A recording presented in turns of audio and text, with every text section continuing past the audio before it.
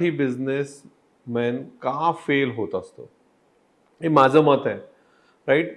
पहिली गोष्ट म्हणजे आपल्याकडे असं वाटतं की आपण रिस्क टेकर्स नाहीये म्हणून, बिझनेस रिस्क टेकर नाहीये. तर का मला वाटतं की मराठीमध्ये जेवढे पाहिजे तेवढे आपल्याकडे रोल मॉडेल्स नाही आहेत.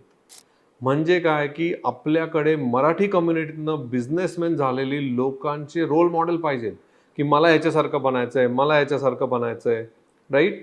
तर ह्याची खूप कमी आहे.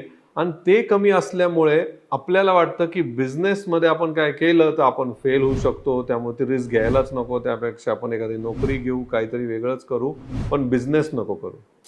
तर ही रिस्क फॅक्टर तर मी माझ्या बऱ्याचशा टॉकमध्ये सांगत आलो आहे. पण ह्याला एक उलटं गोष्ट आहे की ॲक्च्युली तुम्ही बघितलं ना तर मराठी लोकांनी पूर्ण देशावर राज्य केलेलं आहे. आणि देशावर राज्य करणं म्हणजे ही सगळ्यात मोठी रिस्क आहे. कारण जेव्हा तुम्ही लढायला जायचे तुमचे पूर्वज, तेव्हा जिवंत परत येतील का नाही याची गॅरंटी नव्हती. म्हणजे तुम्ही रिस्क घ्यायचे.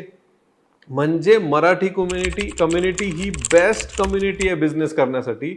इट इज जस्ट ते आता एका याच्यात अडकलेत की नाही आपण बिझनेस करू शकत नाही.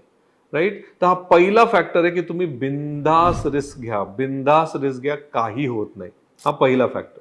दुसरा, आपल्याकडे ही खरीच गोष्ट आहे की आपल्याकडे ना फायनान्शियल सपोर्ट सिस्टीम नाही आहे कम्युनिटीमध्ये. म्हणजे एक दुसऱ्यांना मदत करण्याची कम्युनिटी नाही आहे. आणि तसं नाही आहे, इकोसिस्टमच नाही आहे आपल्याकडे की एखाद्याला बिझनेस करायचा तर कमी व्याजात पैसे मिळतील का, एखाद्याला बिझनेस करायचा तर एकमेकांना मदत करता येईल का, एखाद्याला बिझनेस करायचा आहे तर अशी एखादी बँक आहे का की ती बिझनेसमॅन आला की त्याला पैसे द्यायला तयार आहे. राईट. तर आपल्याकडं ही बिझनेसची कम्युनिटी नाही आहे जो फायनान्शियली सपोर्ट करेल. तर तो एक मोठा प्रॉब्लेम आहे. पण हा सुटेल. मी माझ्या एखाद्या व्हिडिओमध्ये तुम्हाला कळेल की पैसे कसे जमा करायचे ते पण कळून जाईल. राईट. तर आपण काय पाहिलं, रिस्क टेकिंग आणि त्यानंतर फायनान्शियल गोष्टी. दुसरी गोष्ट, तिसरी गोष्ट ह्या बिझनेस कम्युनिटीमध्ये जी लागते ते म्हणजे माइंडसेट. की तुमचं माइंडसेट आहे का बिझनेस करायचा. तर माइंडसेट कसा बनतो, एक तर रोल मॉडेल लागतो किंवा दुसरा तुम्हाला ट्रेनिंग्स घ्यायला लागतात.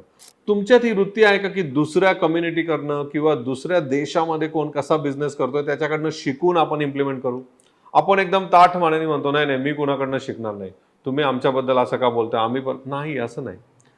तुम्हाला ओपन माइंड ठेवून कायम शिकण्याची गरज असते. मी तुम्हाला सांगतोय, मोठे मोठे बिझनेसमॅन ज्यांचे 100 काय 1000 कोटीचे टर्नओव्हर आहेत ते पण शिकत असतात. आपल्याकडे मराठी माणसाला फॉर्मल एज्युकेशन घेऊन बिझनेस शिकण्याची वृत्ती नाहीये. ती आता यायला लागली या जनरेशनमध्ये.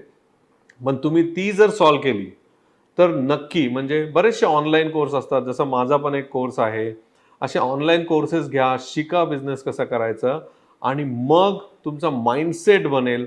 आणि मग तुम्ही एखाद्या रोल मॉडेलकडे बघा. डझंट मॅटर तो रोल मॉडेल आत्ता मराठीचाच आहे, कोणी रोल मॉडेल असू शकतं. आपल्यासाठी रतन टाटा असू शकतात, कोणी असू शकतं. त्यांच्यासारखं बनण्याचा तुम्ही एक रोल मॉडेल ठेवा.